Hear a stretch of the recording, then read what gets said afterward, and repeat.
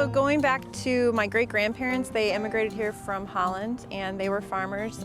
They had a really dynamic farm at that time. My grandfather was raised here and my father and now me and my son. So my son will actually be the 5th generation. Through my dad's life, he had a dairy operation going with the rotational crops, really traditional crops in the 70s and 80s. And then that started to turn more towards what we see now. My mom took over the farm when he passed in 1997. In the last 23 years, we've been renting it to a family friend who's been doing soy and corn rotation, as you really see in the typical conventional farming. And this is the beginning of a whole new transition to go towards what we've been kind of dubbing as conservation farming. After my former career gallivanting all over the world, I came back and I enrolled at NWTC in the Sustainable Agriculture program, knowing that I wanted to figure out what we could do with the farm, but I needed some guidance. So after, continuing my education, I started going to different events through NRCS and the SARE programs.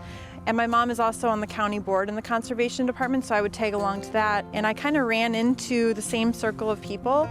And through that partnership with Julie Hagar, Julie Peterson, I started to learn more about the conservation aspect, which was super alluring to me. And I met Patti 2 years ago.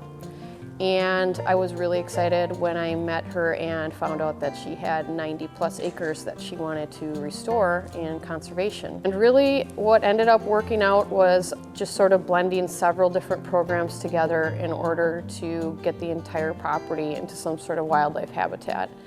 And a lot of our programs emphasize monarch, pollinator. So that's basically several wildflowers, 12 different wildflowers or more. And we also wanted to have tree plantings.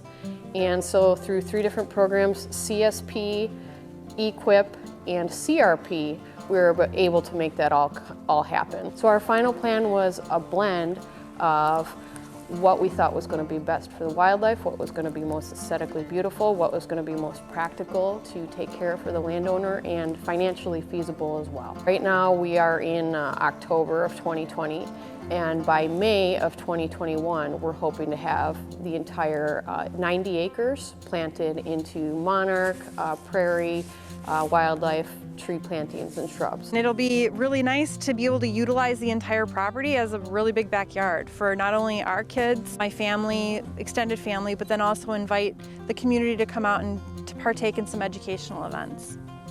This is really going to be an oasis for all that wildlife that likes those grassland habitats. This is one of those projects that, conservationist standpoint, this is exactly what we're looking for, this type of landscape, to make that big block improvement.